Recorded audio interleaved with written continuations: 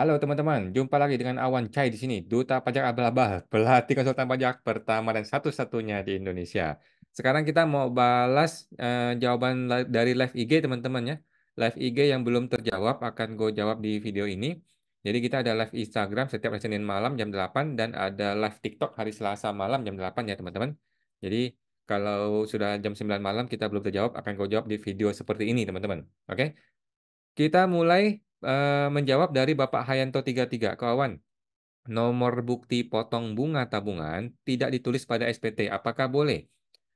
Memang tidak ada, Pak. Yang namanya bunga tabungan itu bukti potongnya memang tidak ada kolom untuk memasukkan yang namanya nomor bukti potong. Oke? Karena kita hanya melaporkan totalnya saja. Kita hanya laporkan total penerimaan bunganya saja, kemudian pajaknya kan 20%. Udah, gitu doang ya. Totalnya aja. Tidak ada tempat untuk memasukkan bukti potong untuk kategori bunga tabungan. Oke, di bagian PPh final ya, Pak. Saya mengatakan itu Pak Hayanto 33. Tuh, nanti ya Pak, kita jawab di YouTube ya Pak, di YouTube, di video terpisah ya. Bapak Kris, Ibu Christine Budi 1205. Kawan, kalau perusahaan, gue bedain deh. Kalau perusahaan sudah tutup sejak 2017 dan sekarang mau dicabut NPWP-nya, sebaiknya gimana? Apakah harus buat SPT dari tahun 18 sampai sekarang? Jadi gini Pak, kalau Bapak mau menutup NPWP, otomatis orang pajak akan minta Bapak untuk lapor dulu nih. 18, 19, 20, 21, 22, 23, mesti dilapor. Otomatis itu akan diminta. Oke? Nah, sekarang gimana nih solusinya? Ini kan sudah maju kena, mundur kena nih seperti ini kan? Gimana ya kalau udah begini ya? Jadi Bapak ini sudah pasti akan kena denda nih. 8, 9, 10, 11, 12, 3 kan? 5 juta udah pasti keluar nih. 5 juta hanya untuk bayar denda doang ya, 1 juta setahun kan.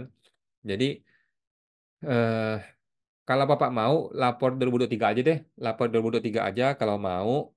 Kemudian lapor lagi 2024, kemudian baru ajuin NE. Ajuin non efektif. Mungkin itu lebih tepat ya. Kalau sekarang Bapak ajuin NE atau pencabutan NPWP, pasti itu lapor dulu 5 tahun. Jadi lapor dulu 2023, kemudian lapor lagi SPT 2024 kan sudah 2 tahun terlapor tuh, kan belum telat ya, masih bulan April kan. Nah, 2 tahun tidak terlambat lapor, kemudian Bapak mengajukan NE-in, NPWP-nya. Oke, saran gua bagi teman-temannya tidak usah tutup NPWP badan, karena tutup NPWP badan pasti diperiksa dong. Nah, pemeriksaan pajak badan itu bisa ribet banget, bisa lari kemana-mana gitu. Jadi mending NPWP-nya tetap ada, kemudian di NE-kan saja. Nah, itu kalau lapornya normal ya. Kalau kayak gini nggak lapor-lapor, mending lapor dulu 1 tahun, lapor lagi 2 tahun, baru di NE kan, supaya mudah-mudahan yang 5 tahun nggak lapor itu bisa kadaluarsa gitu ya, mudah-mudahan. Oke, saya mau teman tuh Bapak atau Ibu Christine Budi. Christine Budi, kemudian Ibu Lisa Mona, malam Bu. Kemudian Bapak Zanati Idos, malam Bapak. Bagaimana cara buat laporan keuangan jika ada dividen, Pak? Apakah perlu dirinci saat laporan keuangan di neraca? Terima kasih. Jadi gini, Pak. eh, yang namanya perusahaan itu kita menjurnal. Oke? Perusahaan adalah jurnal, akuntansi adalah menjurnal. Oke? Jadi kita mesti paham dulu bagaimana jurnalnya dividen. Jurnalnya dividen adalah debitnya itu dividen, kreditnya itu bank atau hutang dividen. Oke? Debitnya adalah dividen, kreditnya adalah bank atau hutang dividen. Dividen itu adalah sebuah kelompok akun di bagian laba ditahan. Oke, maksudnya adalah dividen itu berfungsi untuk mengurangi laba ditahan. Oke, jadi dividen ada di neraca di kelompoknya laba ditahan. Sedangkan bank itu di kelompoknya aset, sedangkan hutang di kelompoknya hutang. Gitu, gitu Bu ya. Jadi kalau Bu sudah paham jurnal akan sudah paham, otomatis ngerti nih. Jadi dividen itu perlu dijurnal dengan cara debitnya dividen, kreditnya itu adalah hutang dividen. Nah, nanti ketika dibayar, hutang dividennya ke debit, banknya keluar. Gitu. Oke.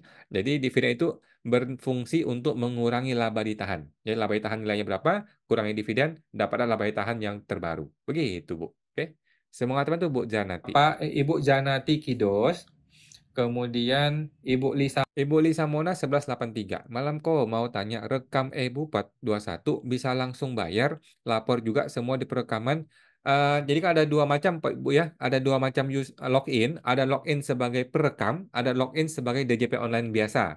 Oke. Kalau login sebagai perekam, user perekam itu hanya bisa untuk membuat bukti potong. Tok, udah gitu doang. Oke, user perekam 21 hanya bisa untuk bikin bukti potong, nggak ada yang lain. Kalau DJP online ya, di DJP online di menu e-Bupet 21-nya itu bisa merekam, bisa juga bikin e-billing, bisa juga posting dan bisa lapor. Oke, satu paket tuh di DJP online. Sedangkan user perekam hanya bisa untuk merekam bukti potong. Udah gitu doang. Oke, jadi setelah kita bikin bukti potong di user perekam, kita lanjut ke DJP online untuk bikin e-billing dan lapornya. Oke, semoga teman-teman tuh Bu Lisa. Mona, kemudian Ibu Valeri. Ibu Valeri Adeline Wijaya. Malam kok, malam Bu Valeri. Mau tanya, kalau ambil Privo, apa harus ambil PPH 21?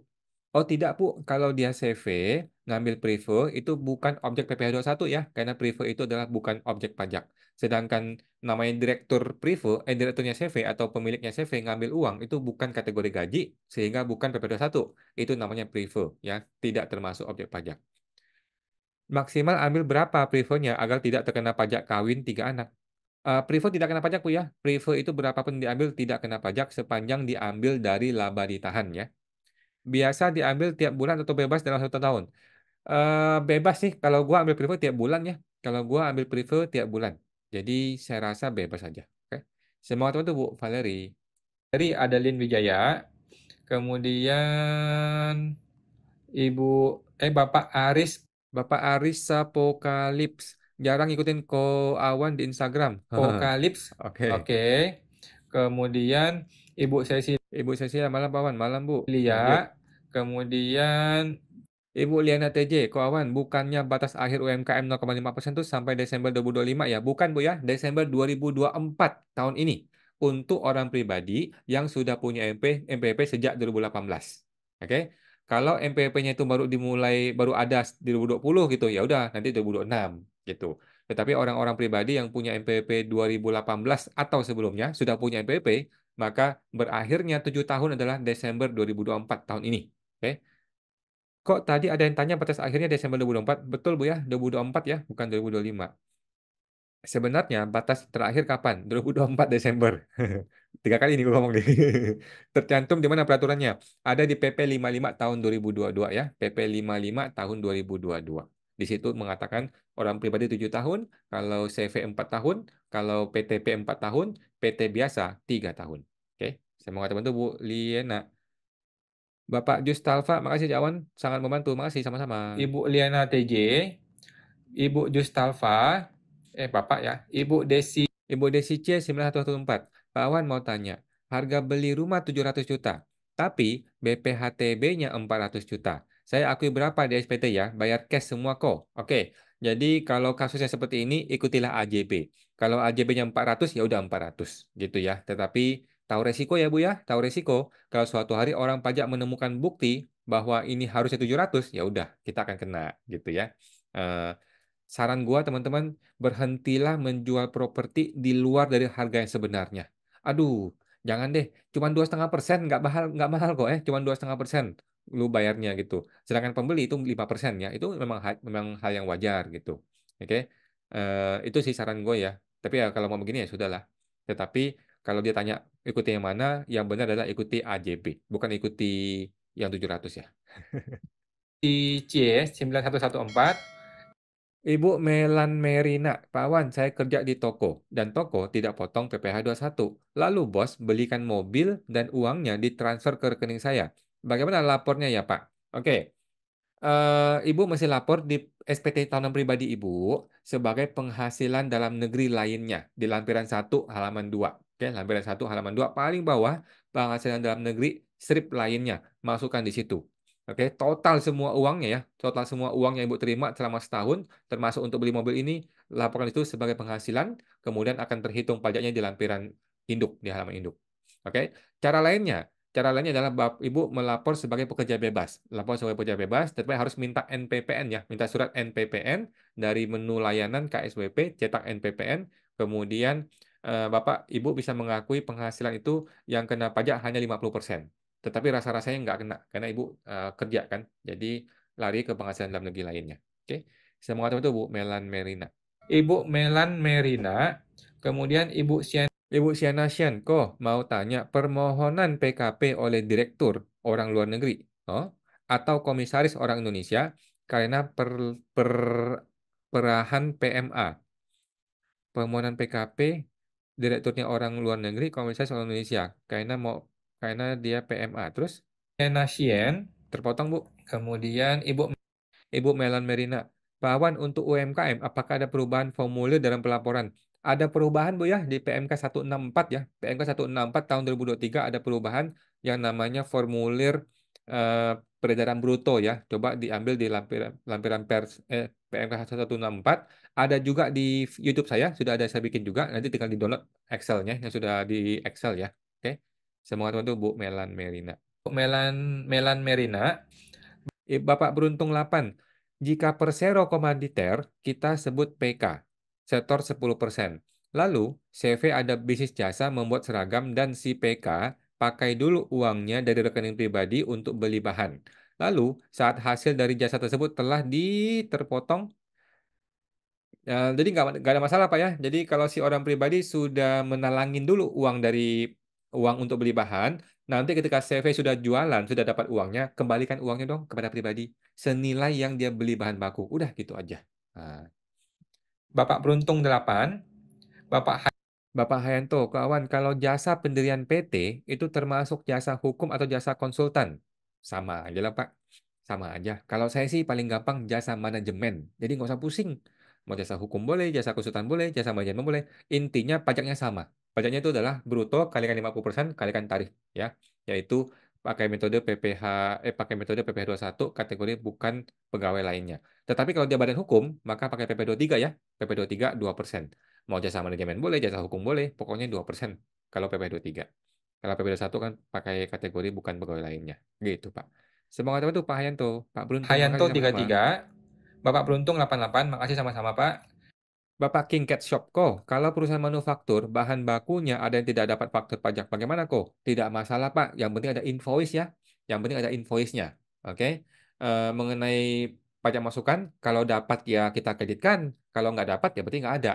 Oke? Tetapi kalau Bapak nggak mau rugi, maka mintain dong, mintain faktur pajaknya ya. Mintain di email, di WA, diteleponin kalau perlu, datangin orangnya ya, minta faktur pajaknya. Gitu. By the way, yang namanya faktur pajak masukan sekarang sudah otomatis muncul di Prepopulated. Walaupun kita tidak dapat fisik itunya faktur pajaknya tetap akan muncul di prepopulated. Gitu Pak ya. Tetapi invoice wajib ya dapat invoice aslinya. Semoga teman tuh Pak King Cat Shop. Bapak King Cat Shop. Kemudian Ibu Ibu FBR Dian, malam kok. Saya masih bingung Kemarin saya sudah lapor. Ternyata ada pegawai yang bupotnya salah nominal gaji. Itu PBT di bupotnya bagaimana ya kok? Buat ulang baru ya? Boleh Bu, Ibu cabut aja deh, dihapus bikin baru.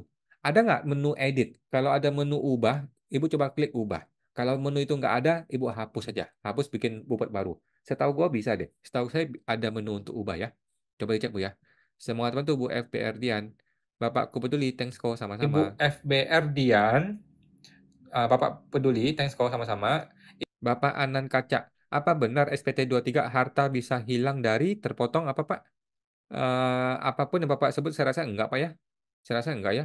SPT itu enggak akan hilang kecuali Bapak ingin menghilangkan sendiri. Setahu saya gitu ya. Ibu Anan Kaca. Bapak Bapak Johan DS malam kok. Kalau ada emas hibahan perkawinan 25 tahun yang lalu, buset. Dan sudah masuk di SPT suami. Sejak 10 tahun yang lalu, apabila dijual, apakah perlu bayar pajak kalau dijual? Makasih kok. Setahu saya iya Bu ya. Iya, eh, karena ada capital gain. Jadi kalau belinya, eh, oh hadiah perkawinan ya. Ya, intinya gini, kalau Ibu menjual, harganya itu lebih besar daripada yang sudah dilapor di SPT, maka ada untung dong. Nah, atas keuntungan ini adalah kena pajak PPh biasa ya, PPh progresif. Gitu, Bu. Kalau ada untung ya. Bagaimana menilai untungnya? Kan ini hadiah. Caranya adalah nilailah harga jual dibandingkan dengan nilai yang Ibu lapor di SPT tahunan. Gitu, Bu. Akan kena pajak sih ya. Oke. Semangat bantu Pak Johan DS. Bapak JR Johan DS. Ibu Tia. Ibu Tia Fitrianti ada WPOP lansia, tidak ada penghasilan, tapi tertera dalam pemegang saham PT. Apakah bisa NPP diajukan NE? Setahu saya nggak bisa, Bu ya. Kalau dia menjabat sebagai salah satu pemegang saham di sebuah PT, akan sulit untuk NE. Agak susah, Bu. Kalau mau dicoba, boleh. Kalau mau coba, boleh ya. Diajukan aja NE-nya kalau mau. Kalau berhasil ya bagus. Kalau nggak berhasil ya sudah, lapor SPT seperti biasa. Oke. Semua teman tuh Bu Tia Fitrianti. Fitriyanti. Kemudian Bapak Salman Talib kok. Saya masih nggak ngerti soal PPh masa bulanan, WPOP UMKM. Saya biasanya bayar di akhir tahun saja, biasanya untuk bulan-bulan sebelumnya. Oke, terus masalahnya apa, Pak? Oke, jadi kalau yang Bapak masukkan adalah PPh 0,5%, memang itu dibayar tiap bulan, Pak ya. Kalau yang Bapak masukkan adalah PPh 0,5% UMKM ya, itu dibayar setiap bulan. Oke, setelah melewati omset 500 juta. Udah bayar tiap bulan begitu, Pak. Bayar doang nggak usah lapor ya kalau PPh 0,5%. Gitu, Pak. Udah, gitu aja. Nggak usah lapor, cukup dibayar, Pak. Oke. Saya mau katakan tuh Pak Salman, jangan diakumulasi ya. Tunggu tahun depan, di awal tahun baru dibayar, mundur berapa bulan gitu. Jangan ya, Pak ya. Nanti kena denda semua. Oke. Saya mau katakan tuh Pak Salman. Bapak Salman Talib, Bapak Berkah Bapak Berkah Makmur Makmur Smile. Smile, kok karyawan sejak 2019 punya NPWP, tapi tidak pernah lapor SPT karena gaji di bawah PTKP. Nah, sekarang kan wajib bikin bupot tiap bulan. Nanti pada akhir tahun apakah dia wajib lapor SPT denda berapa kok? Oke, jawabannya wajib Bu ya, Pak ya. Wajib lapor SPT tahunan kalau orang punya NPWP. Mau dia gaji di atas PTKP ataupun gaji di bawah PTKP, tetap wajib lapor SPT tahunan gitu ya. Dendanya berapa? Dendanya adalah 100.000 untuk yang tahun-tahun sebelumnya ya, 100.000 per 1 tahun. Jadi 2019 dia lapor, dia nggak lapor kan? Kalau nanti dia lapor, denda 100.000, 2020 100.000 gitu. Saran saya, kalau dia tidak punya harta, nggak usah, langsung lapor 2023 aja. 2023 kan sekarang masih belum expired nih sampai bulan Maret. Ya udah, laporkan 2023. Yang lalu-lalu udah cuekin aja. Mudah-mudahan nggak kena gitu ya. Gitu. By the way, yang namanya karyawan itu kewajiban lapor ada pada diri dia sendiri ya, SPT tahunannya, bukan pada bos di kantor, enggak ya. Bos di kantor tidak wajib untuk bantuin lapor SPT pribadi orang karyawannya, enggak. Biarkan mereka lapor sendiri masing-masing. Biarkan karyawan punya tanggung jawab untuk lapor SPT masing-masing, gitu Pak. Oke, semua teman tuh Pak berkah.